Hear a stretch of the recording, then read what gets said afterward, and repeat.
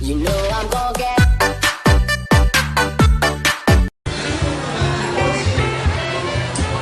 Wow! Nanalo ka ng Christmas tree! You can claim your prize on February 14, 2012.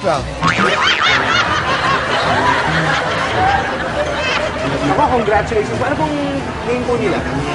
Mabel Guanzi. Sulat lang po natin dito. Tapos, pabunutin ko po kayo ha. Congratulations po. Oh, bunot po kayo ma'am.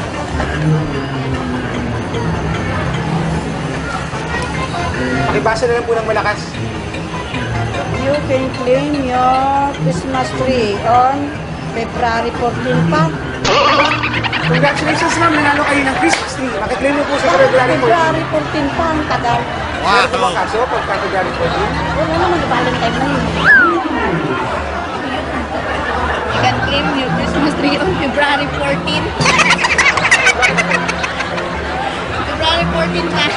May problema ba doon? 2 months na lang, February 14 na. Tapos na Christmas eh. You can claim your Christmas tree on Feb 14, 2012. So, Feb 14? Oo. Pabalik ka dito? Kapag ka ng Feb 14 dito para kayo may Christmas tree mo, tapos ilagay mo sa bahay. Wala naman po siguro problema kung February 14 po yung pagbuhay, no? Regalo ko rin sa ano ko yan. Saan? Sa babae namin. Babae. Para ano, parang Christmas yung February 14. Nakabasa ko naman. February 14, 2012 ba? Bakit February 14? Hanggang January lang naman ang kami na. Ano po? Christmas. Ibibigay ko na nga sa inyo kasi parang ayaw nyo naman maghintay. Ito, baka lang dito, buksan nyo na. Yan, dito, buksan nyo. Oo. Huwag mo nang makuha. Ano mo nakalagay? Ah, nakalagay, wow, mali. Oh, nasa bawang mali kayo, halika sa cameraman. Ay, patay tayo.